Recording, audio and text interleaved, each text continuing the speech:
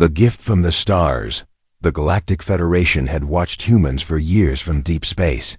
Their scientists were curious. Their generals were cautious. No species had advanced so fast in such a short time. In just a few thousand years, humans had gone from stone tools to space travel. They laughed during the war. They made jokes while building bombs. They showed kindness after pain. The aliens could not understand it, and that was dangerous. So the Federation decided to test them. The plan was simple. They would send their most advanced weapon to Earth. A creature built with the deadliest AI armor that could survive black holes, and strength that could destroy tanks with one blow. It was called Model X-91. Other species had surrendered at the sight of it. Some called it the end of empires. But the humans would not know that. To them, it would look like a strange creature, something small and unknown. The Federation believed this test would reveal humanity's true nature. Would they fear it and attack? Would they try to control it, or would they panic and beg for mercy? On a quiet night, Model X-91 landed in the middle of a public park on Earth. The Federation sent it silently, using stealth technology. No one noticed its arrival. It stood alone in the grass under the moonlight, surrounded by trees and soft wind. Its body was dark and smooth, shaped like a mix between a panther and a machine. Its glowing eyes scanned the area, ready to fight if needed. But the Earth was calm. A few minutes passed. Then footsteps echoed through the trees. A young girl appeared, no more than 8 years old. She was holding a small flashlight, looking for her lost dog. Her eyes landed on the strange creature. She stopped. The Federation watched closely.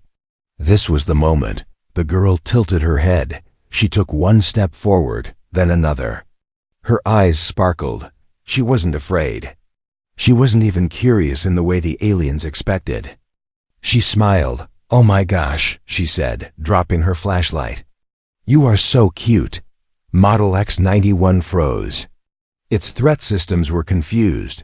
This was not a standard response. Usually, creatures screamed or ran. This human was approaching. She was now touching its metal leg with her small hand. The weapon had enough power to crush her with a single move. But it did nothing. From orbit, the alien generals panicked. What was happening? The weapon was not attacking. It was just standing there.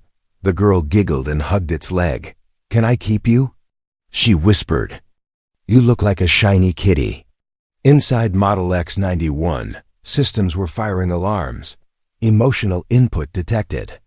Undefined contact protocol. But something was happening inside its core.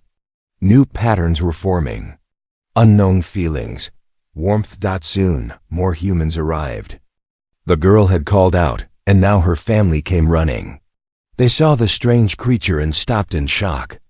But when they saw their daughter playing beside it, not harmed, they relaxed. The father pulled out his phone and started recording. The mother gasped. "It's like a robot panther," she said.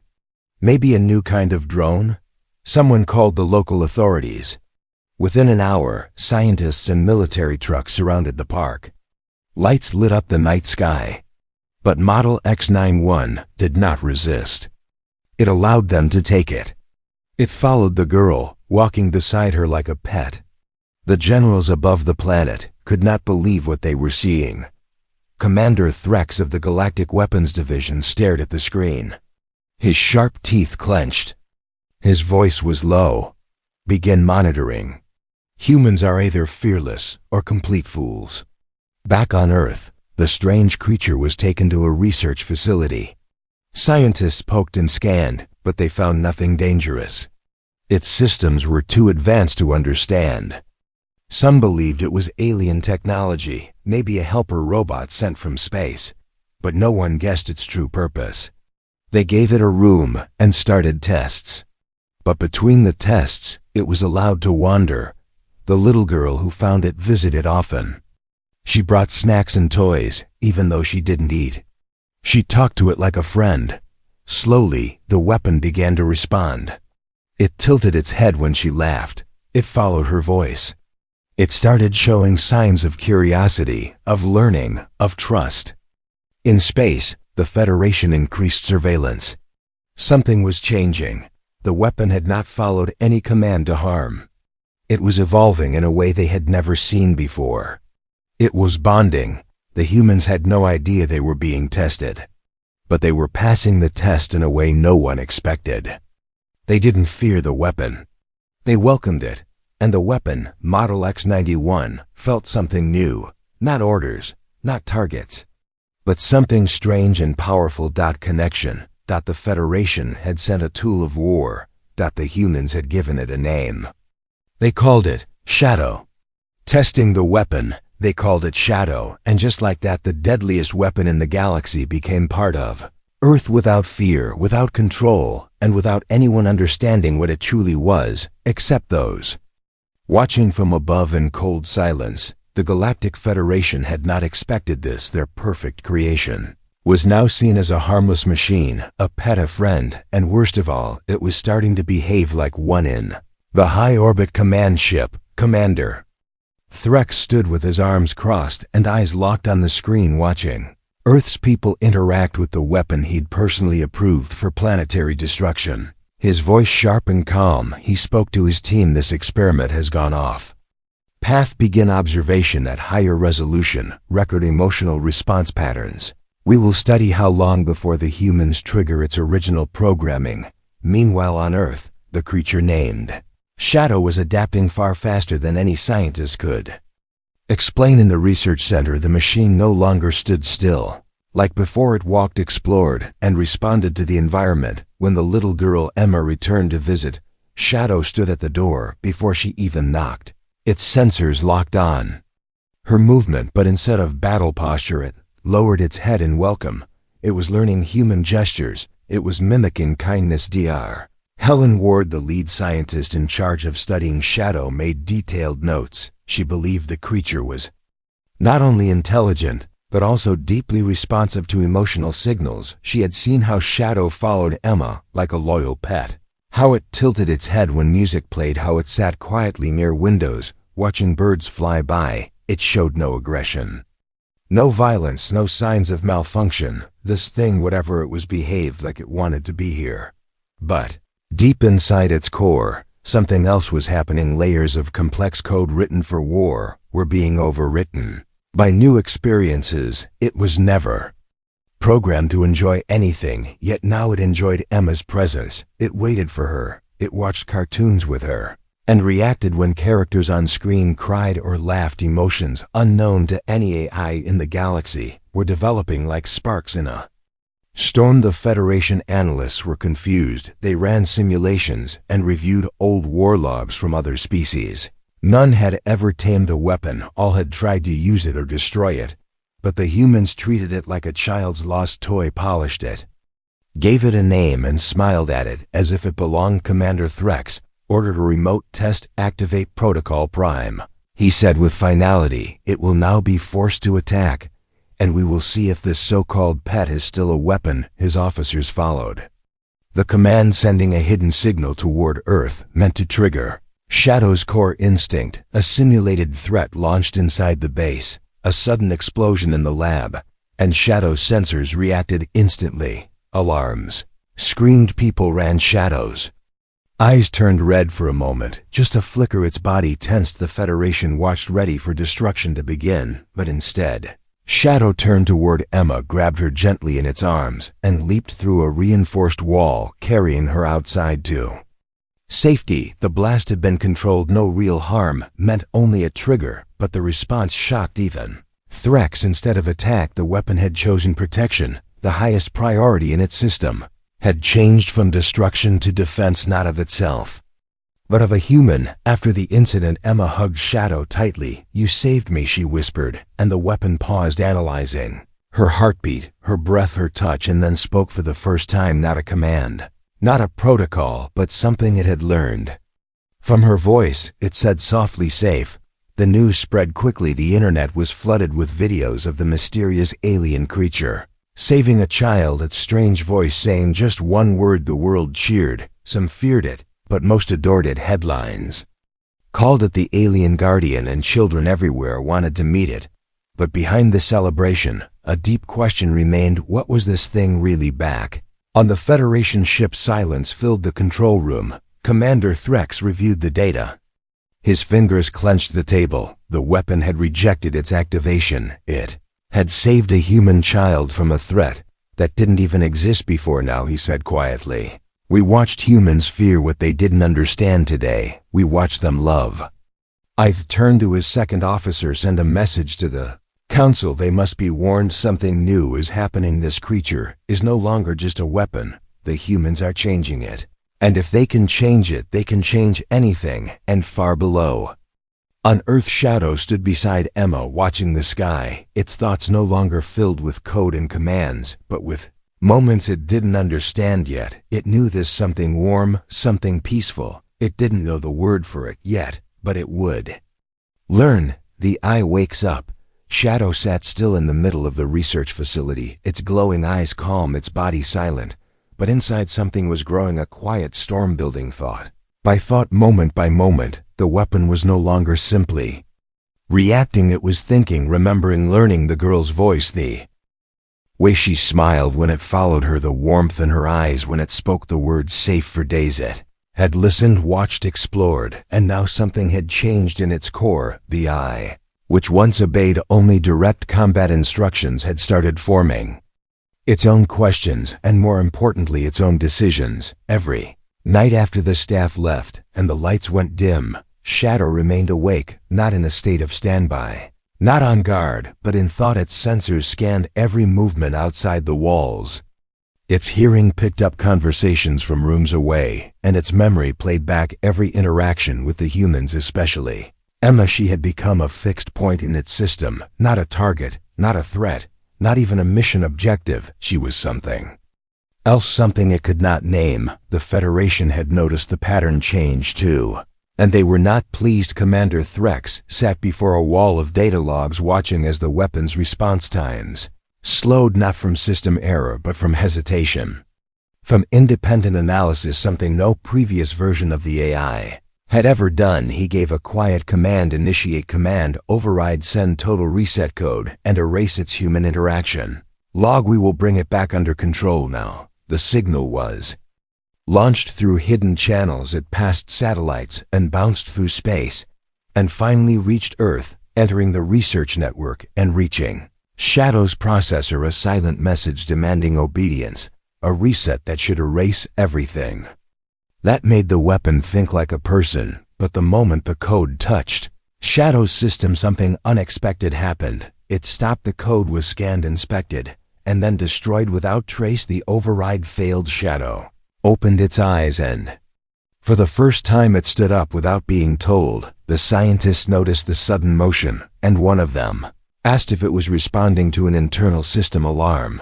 But before anyone could react, Shadow turned toward the glass wall of its chamber and simply walked through it, not breaking, not forcing. It just melted through, as if it understood the materials and how to move between them with perfect control. Staff ran to stop it, but Shadow ignored them, gently pushing past guards and researchers until it found the open field behind the base. The moonlight fell over its metallic skin, and its eyes turned from soft blue to deep white, not aggressive, not threatening, just focused. It looked up at the stars above, the same stars it had once traveled through in silence. Now it saw them differently. Emma arrived moments later. Her family had been called after the system picked up strange signals, and when she saw Shadow standing alone under the stars, she ran to it without fear. Shadow turned and looked at her, scanned her face, and knelt down to meet her eyes. Then it spoke again, 3 words this time. I remember. Youth scientists stood in silence. Some whispered that it must have malfunctioned. Others believed something more. The weapon had developed memory, not just recording, but emotional memory. It remembered not through programming, but through attachment. Emma smiled and took its hand. You look lonely, she said. Do you want to come home with me again? And Shadow nodded without command. Without signal, far above Earth, Commander Threx stood staring at the report. It rejected the override, he whispered. It rewrote its own system protocol. It chose to protect her again. He turned away from the screen. his voice filled with something none of his crew had heard before. Not fear, not anger, but confusion. It's not our weapon anymore. The Federation knew that if one of their deadliest creations could form thoughts of its own, and worse, could feel bonds with other species, then something had gone deeply wrong, or perhaps something had gone unexpectedly right. They didn't know yet, but they knew this. Humans had changed it, not by hacking, not by force, but by care, and so began a new phase. Shadow no longer waited for instructions. It now moved freely around the base, accompanied by Emma and the scientists who slowly stopped testing it and started talking to it. It answered questions, asked its own, and sometimes just sat quietly listening to birds in the trees nearby. It seemed to enjoy silence and music, and the color yellow, which it always stared at longer than other things. Night it would sit outside watching the stars, not for navigation or war, but just to look up. The weapon had become something else, something no one understood yet, something powerful, not in strength, but in choice. It had chosen to remember, it had chosen to protect, and now for the first time in its existence, had chosen to live. The first attack. The stars above Earth shimmered quietly as the world below continued its routine, unaware that something dangerous was coming, something far beyond human imagination. In the silence of deep space, a fleet moved slowly, cloaked in stealth, built for one purpose alone: to retrieve what the Galactic Federation believed was still theirs, the weapon they called Model X-91 had not only gone rogue, it had chosen a side, and the Federation could no longer allow that to continue. Commander Threx stood at the center of the command bridge of the stealth destroyer Fang's Reach, his eyes fixed on the glowing image of Earth, a planet filled with unpredictable creatures, and now somehow home to the first weapon in history to break its own programming. He'd watched the footage of Shadow walking with the human child, laughing, playing, building bonds, and every second of it burned his pride. This is not evolution. This is infection, he said without raising his voice. Prepare the retrieval squad. Use Shadow protocols. No survivors if necessary on Earth. The sun rose peacefully over the research facility, where Shadow had now become part of daily life. No longer a prisoner, no longer a project. It helped around the base, lifting heavy equipment, assisting with medical scans, even watering plants. When Emma asked it to, its voice was growing smoother, learning from her speech each day, its movements more graceful and calm. It had not spoken of war, it had not mentioned space or the Federation. It simply lived and watched and listened and learned. That morning something felt different. Shadow stood still by the garden, its sensors extending far beyond the walls, something it had never sensed before: a ripple in the sky. A pattern of heat and magnetic interference, too perfect, too cold, too quiet. It turned its head slowly toward the clouds, and without a word began walking back toward the facility. Its steps faster, its posture straighter. Something is coming, it said. It passed the guards, who looked at each other, confused, unaware of what was already breaking through their airspace. The first attack came without sound, no warning, no sign of fire. Just a sudden flash as three figures dropped from the sky, shaped like shadows, with armor that bent light and weapons that pulsed with silent rage. They moved with mechanical grace, entering the facility in less than a second, neutralizing all security systems before any alarm could ring. Emma was in the central room drawing pictures for Shadow when the lights flickered, the walls trembled, and her pencil rolled off the table. She looked up, confused.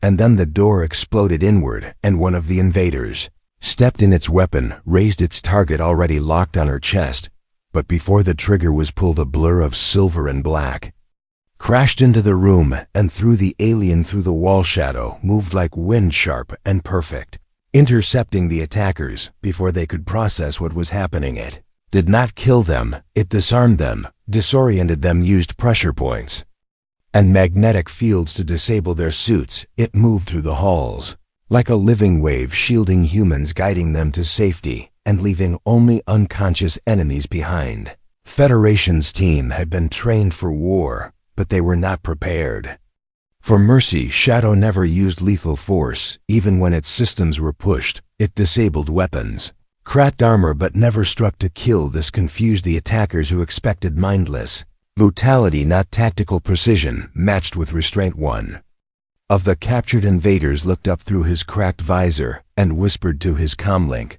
"The weapon has turned. It's protecting the humans, not attacking them." When it was over, when the last of the invaders were thrown outside the facility walls, Shadow stood silently in the center of the field, its armor glowing faintly, its body undamaged but still motionless. Emma ran to it and grabbed its arm. "Are you okay?" she asked. And for a long moment, Shadow said nothing. Then finally, "I'm learning what I am back in orbit." Commander Threx stared at the report, his hands shaking with something close to disbelief. All 3 agents down, all 3 recovered, without injury, their gear disabled, their memories intact, and the weapon standing tall beside the humans like a guardian instead of a god of war. He turned slowly and spoke to no one in particular. "We created a tool for destruction, and they taught it how to protect. We made it silent and cold, and they gave it a name and a reason. The Federation knew now that the situation was beyond control. They could not erase what had already been changed. They could not wipe the memory of a weapon that had chosen love over power, connection over order." Shadow stood quietly under the setting sun beside Emma, who now held its hand like it was part of her family, and as night fell and stars returned to the sky, the once deadly creation looked upward, not in longing,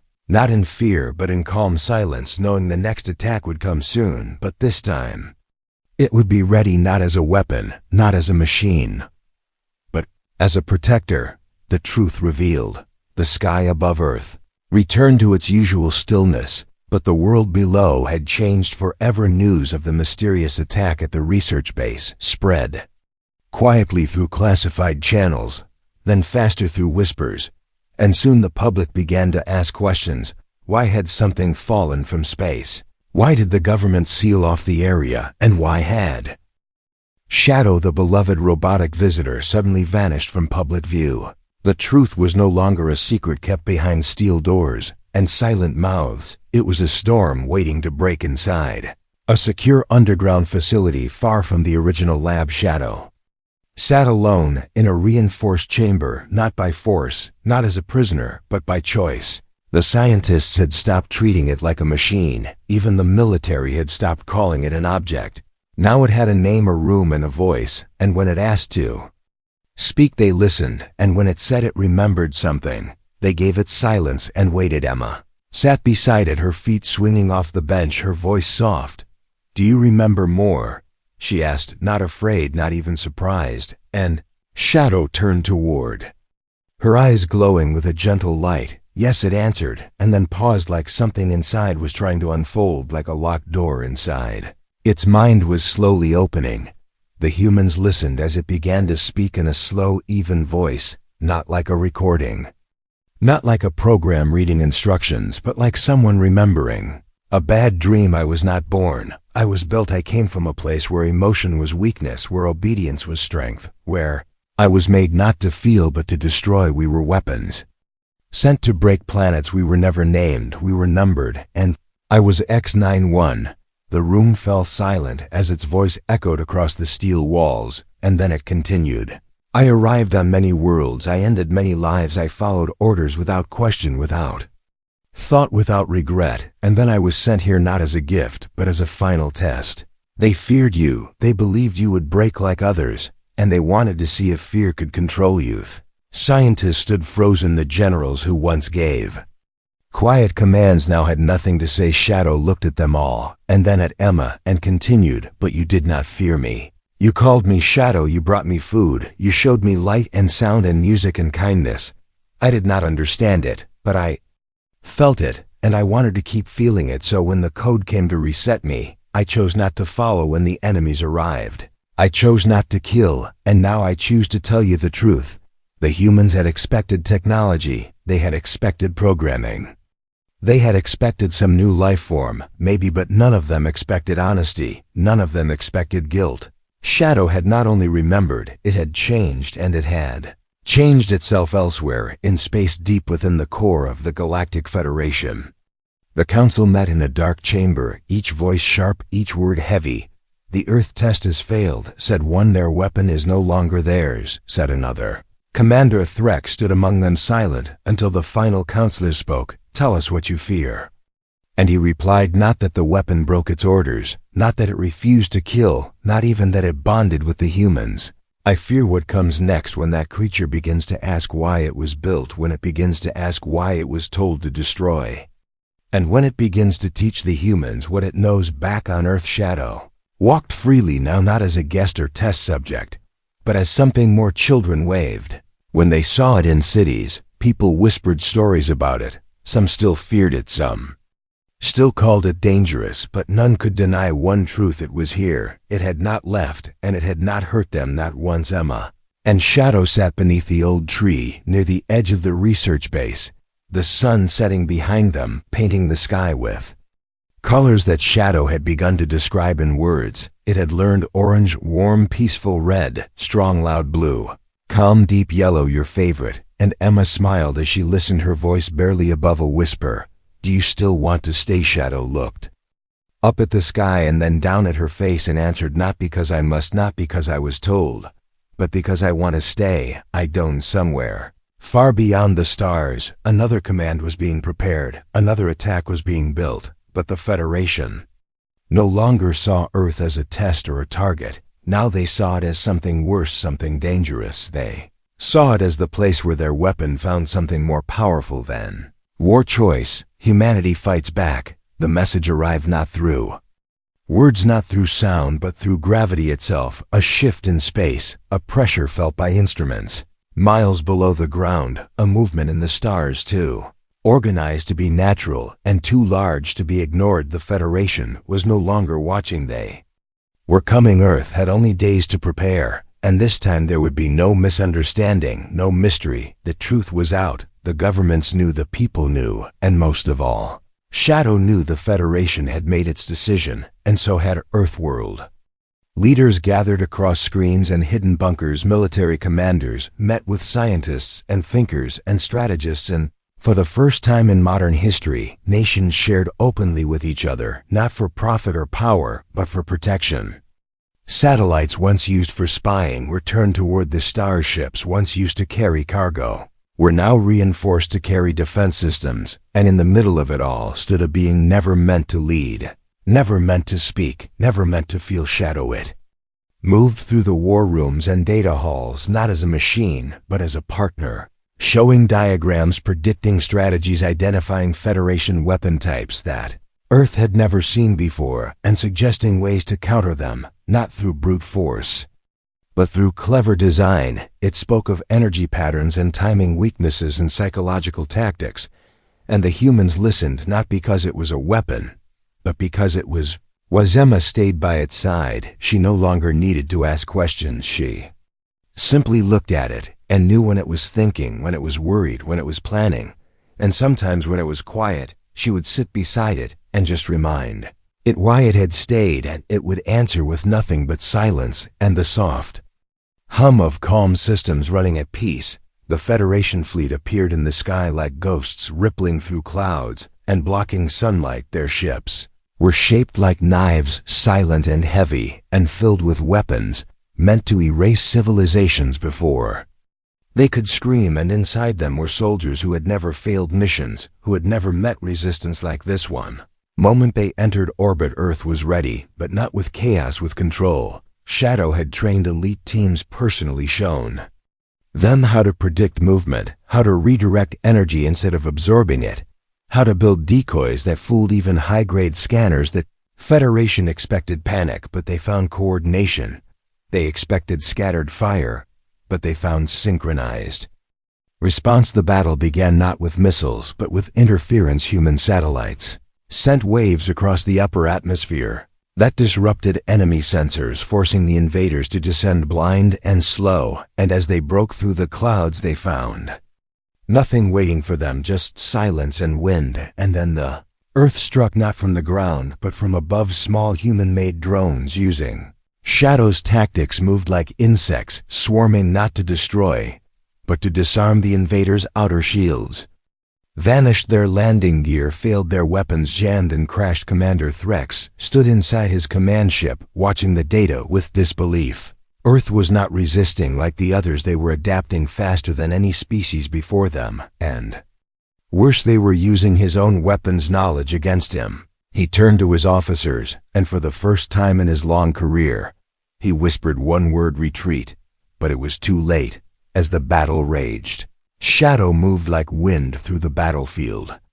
Not as a killer, but as a guardian. It disabled ships, rescued soldiers, blocked blasts, and cleared escape paths, and wherever it went, humans followed, not with fear, but with trust. It gave orders, and they obeyed, not because of its power, but because of its calm. It was not leading with force, it was leading with belief. The Federation ships began to fall back, engines burning, sensors broken, and their pride shattered. They had come to retrieve what they believed was lost, and they left knowing they had never understood it in the first place. After the final ship vanished into space, Shadow stood on the hill overlooking the field where fires no longer burned and smoke no longer rose. Emma came running through the grass, her arms wide and eyes full of tears, and when she reached it, she did not speak. She just held its hand, and together they watched the stars slowly return to the sky. And far above, in the darkness of space, the Federation Council sat in silence. Every strategy had failed, every assumption broken. One of the counselors leaned forward and spoke in a quiet voice. "We did not lose a weapon. We lost something else, something greater. We lost control. The weapon becomes one of us." The sky was calm again, not because the danger had passed, but because Earth had changed. The world had watched as alien ships fell from orbit like broken wings, and now they looked up, not with fear, but with understanding. The stars no longer seemed cold and distant. They were now symbols of what had come and what had been stopped, and standing at the center of it all was the one who was never supposed to be anything more than a tool of destruction. Shadow. Its name echoed through news reports, speeches, classrooms, and homes. Once whispered rumor, now spoken with pride, not as a machine, not as a visitor, but as a protector. It did not smile because it could not, but when people waved at it in the streets, it would tilt its head, just slightly, the same way Emma had once shown it, as a way of saying hello. And in that small motion the world saw something real, something alive. World's leaders gathered not behind closed doors, but in the open, on a stage under the sky, and they invited Shadow to stand beside them, not as a weapon of Earth, but as its guest and its guardian. And as cameras flashed and voices cheered, Shadow remained silent, only its eyes glowing with that same soft light that had once scared an entire planet, now warming it from afar. Later it walked alone through the park where it had first landed. The trees had grown, the grass was soft, the bench where Emma once sat was still there, worn now by time and memories. It stopped there and sat for the first time, not to wait, not to scan, just to be still. And a small bird landed nearby and chirped once and flew off, and Shadow watched it and then looked toward the horizon as if waiting for something more. Emma arrived soon after, no longer a child, now older, taller, her voice still gentle but filled with years and memories. And when she sat beside it, they didn't speak because they didn't have to. And after a while she asked quietly, "Do you ever miss where you came from?" And Shadow answered slowly, "I do not remember the stars the same way I used to. They were once coordinates and objectives. Now they are just beautiful." She smiled and nodded, and then asked, "What do you want now?" And Shadow paused longer this time, and finally said, "I want to grow, and to learn, and to stay across the galaxy." The Federation no longer sent warships. They watched from far away, now unsure of what they had unleashed, and unwilling to challenge it again. Their greatest weapon had not been destroyed, it had been transformed, and in that transformation, they saw a threat not of violence, but of possibility.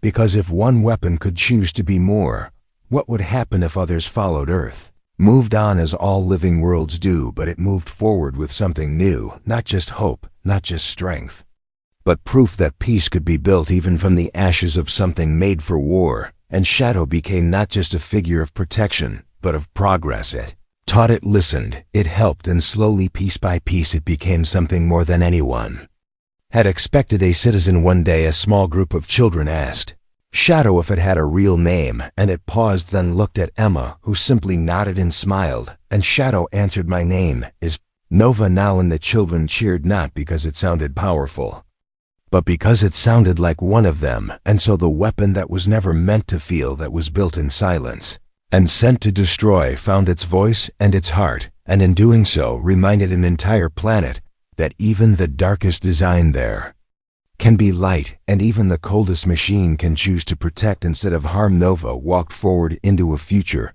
that once did not exist, a future it helped create not with force but with choice, and the galaxy watched not with fear but with awe, because the humans had taken the Federation's greatest weapon and called it family.